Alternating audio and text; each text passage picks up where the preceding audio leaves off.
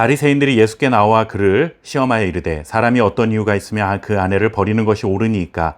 예수께서 대답하여 이르시되 사람을 지으시니가 본래 그들을 남자와 여자로 지으시고 말씀하시기를 그러므로 사람이 그 부모를 떠나서 아내에게 합하여 그 둘이 한 몸이 될지니라 하신 것을 읽지 못하였느냐.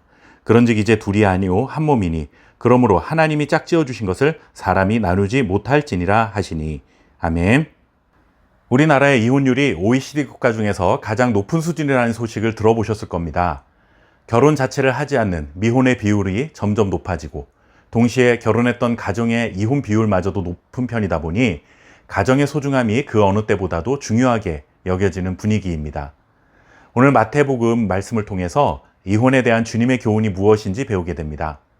사실 이혼에 관한 교훈이라기보다는 결혼에 관한 교훈이라고 하는 것이 더 적절해 보입니다.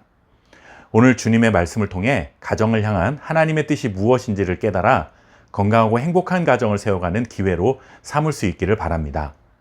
바리새인들이 또다시 예수님을 시험하고자 질문을 던졌습니다.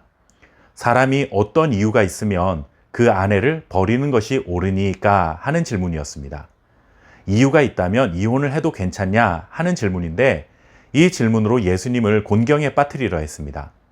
왜냐하면 유대인들은 신명기 24장 말씀을 근거해서 이혼은 당연히 할 수 있는 것으로 간주하고 있었습니다. 하지만 예수님께서는 산상수훈을 통해 하나님의 백성들에게 이혼은 허용될 수 없다고 이미 선언하셨습니다. 이 사실을 알고 있던 바리새인들은 다시 한번 질문을 해서 예수님의 답변이 모세의 율법에 어긋나는 것이라 몰아붙이려 했던 것이죠. 유대인들이 이혼할 수 있다고 근거로 삼는 신명기 24장 1절 말씀은 아내의 수치스러운 일, 즉 부정한 일을 발견하게 되면 이혼할 수 있다는 말씀입니다. 하지만 예수님은 이혼에 대해 반대 입장을 분명히 하셨기 때문에 바리새인들은 이 문제가 예수님을 덫에 걸리게 할 수 있는 좋은 기회가 될 수 있다고 생각했던 것이죠. 이렇게 질문을 받으신 예수님께서는 답변을 하십니다. 바리새인들은 신명기 24장 1절 말씀을 근거로 이혼이 적법합니까? 라고 물었는데 예수님은 이에 대한 답변으로 창세기 1, 2장에 나오는 말씀으로 결혼에 대한 하나님의 본래 목적이 무엇이었는지를 말씀해 주셨습니다. 주님의 말씀의 핵심은 이것입니다. 남자가 부모를 떠나 그의 아내와 합하여 둘이 한 몸을 이룰지로다. 남자와 여자가 합하여 라는 이 말은 결합한다 라는 뜻인데 히브리어 단어의 문자적 의미는 접착제로 둘을 하나로 붙인다 라는 뜻입니다. 이 말은 둘이 완전히 하나가 되었기 때문에 더 이상 둘로 나눌 수 없는 상태를 말하는 것이죠. 그리고 이것을 두고 한 몸이 되었다라고 말씀하십니다. 결혼이라는 것은 둘이었던 남자가 그리고 여자가 이제 완전히 하나로 결합되었기 때문에 다시는 둘로 나눠질 수 없다.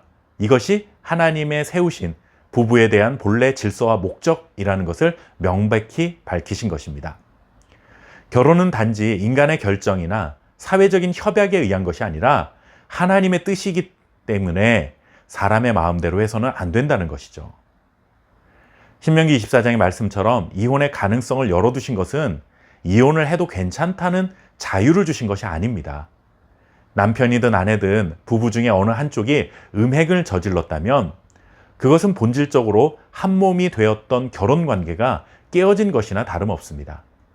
따라서 이혼 증서를 써주고 이혼하라는 것은 언제든지 마음에 들지 않으면 이혼해도 괜찮다라는 이혼 명령이 아니라 이미 음행으로 깨어진 결혼관계를 공적으로 인정하는 법적인 절차에 불과하다는 것입니다.